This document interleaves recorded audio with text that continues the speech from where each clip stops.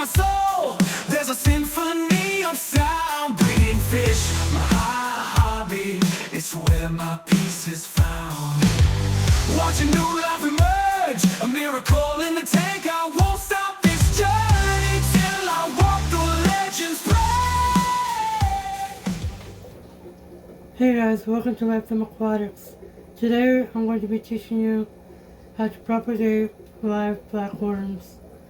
All you need is a small tank. And you're probably wondering, what is live flatworms and how do I get them? Now, most people could get the flatworms from a pet store. It really is good for any fish, no matter how big or small they are. It really helps with their digestion. If you ever had frozen flatworms, it's like that, but the difference is it's like you're able to hold it without actually getting the hives. The hives? Obviously an allergic reaction to from the frozen bloodworm. There's a lot of people that are allergic to frozen bloodworms, but we're gonna keep the topic the same of blackworm, so I'm going to take you step by step on how to set up and do everything from beginning to end. So the first thing you need is some blackworms that I have right here. I don't know if you guys can see it. Yes, nice, Jimmy, very nice. There's a whole lot of them in here that I got from the local pet store. Now, I live in New York, so it's really hard to get blackworms around here unless you know someone locally that actually sells them, like a mom and pop shop. They might have it if you're lucky. There might be mom and pop shops that you don't even know what blackworms are. They're mostly known as at local pet stores that really know their stuff. They will order once in a while, but not all the time. So, once you have your live blackworms, all you need is a small container, a filter box, and some gravel that you might have lying around somewhere. So, for me, I'm going to grab some gravel or some sand from one of my tanks and then just put it in there. In my opinion, since we're dealing with blackworms, I think it's best to do white gravel. That way you can see them easily. Or with sand, white sand. Either both is fine, as long as it's not too deep for them, because then it gets harder to catch them and you'll probably die because you're squishing them.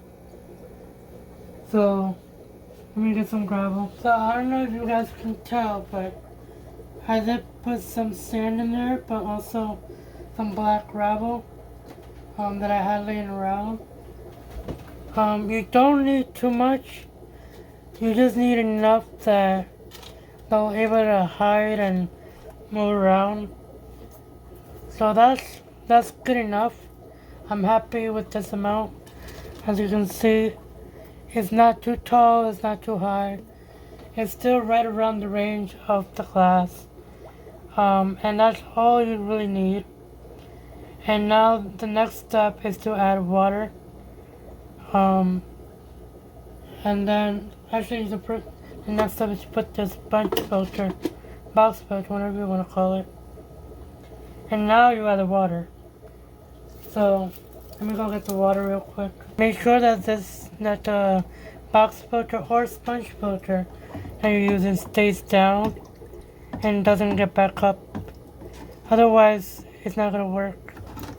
Sometimes you're gonna have to put a little bit of gravel inside the box filter because it will just continue floating like how it is right now. Oh God, that is so annoying. I'm hoping that's enough. Yeah, that should be enough. Let me just top it up with a little bit more water. That's perfect. Now that might be more than I'm asking for, but it's perfectly fine because it's something really simple and really easy that anyone can do. Right, so now that we added water into the tank or container, that whatever it is that you guys are working with, and you already added the gravel or sand, all you have to do now is grab a couple of black worms, just like that, and put them in here. And as you can see, all the black worms are in there, swimming around, enjoying their new little home that I got from the pet store. Now you're probably asking yourself, okay, now we know how to set it up, but what's the next process? Because it can't be that easy. And you're right, it's not the only thing that you have to do. You also gotta feed them, which you can feed them very small flakes that you might have lying around, or One Krabby Patty, please. whatever food you have, but you gotta make sure that you crush it, because you don't want it to just stay there and then stink the entire water. So about this amount, I'd say this is all you really need. That's it. You just crush it up into the water and let it sink there. Now, how do you know when it's time to feed them? Again, you just take a look inside, see if there's any flake food or whatever food that you want to feed them, and that's it. Now, great, I know how to feed them, I know how to set up a tank for them. What's next? What's next is, in 3 weeks, after they're all settled into that new home, all you have to do is take a little stick or whatever it is that you have, like some tweezers or some pliers like these,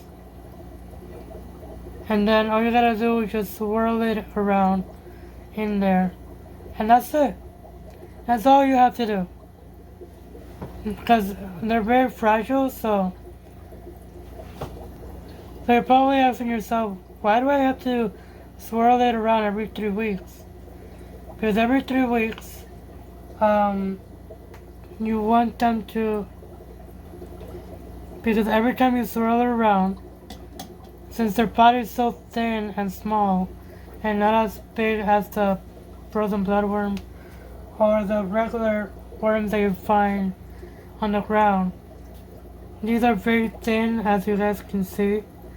They're not as big, they're like smaller than this tweezer that I have here. Like, I'm literally zooming all the way to 4.0, just so you guys can see how small and tiny you guys are. So the moment you swirl it all around in there, they're going to be, their entire body is going to be splitting into 2s or 3s. Swirling torrent of pain and misery. However long you plan on spinning the tweezer inside, and yeah, that's about it. That's all you have to do.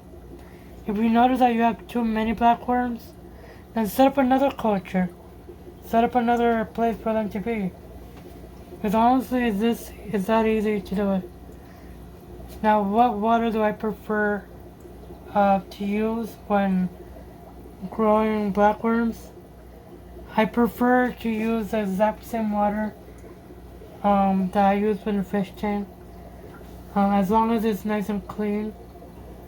That way they stay healthy, and when it's time for me to feed my fish, the water is still clean, and I don't have to worry that I have to clean it off or do something. And the great thing about this is that most stores, I don't know if you guys noticed, but when you go and buy black worms, they do come with some leeches. If you don't know what Working. Leeches. leeches are, I'll post a picture on the screen so you guys know what they are on how to look for them. Leeches are like a parasite, almost like a parasite, where they come from the lake and they can stick into your skin and basically be annoying as hell. But it's also not good to keep them with your fish. Me personally, I don't like having a parasite into my tank where it causes a problem in the future. Because sometimes leeches do carry tapeworm, and tapeworm can cross towards my fish or to any plants. To any other fish that I might have. And that's all I have for you guys for today. I hope you guys enjoy this informative video that I did today. Don't forget to hit the like, subscribe, and follow me on Instagram on Lifetime Aquatics Official. And don't forget to subscribe here on my YouTube channel. Have a good night and enjoy the rest of your day. Got my fishing gear. Tangle lines, gotta get them clear. I'm a hobbyist with a river in my heart.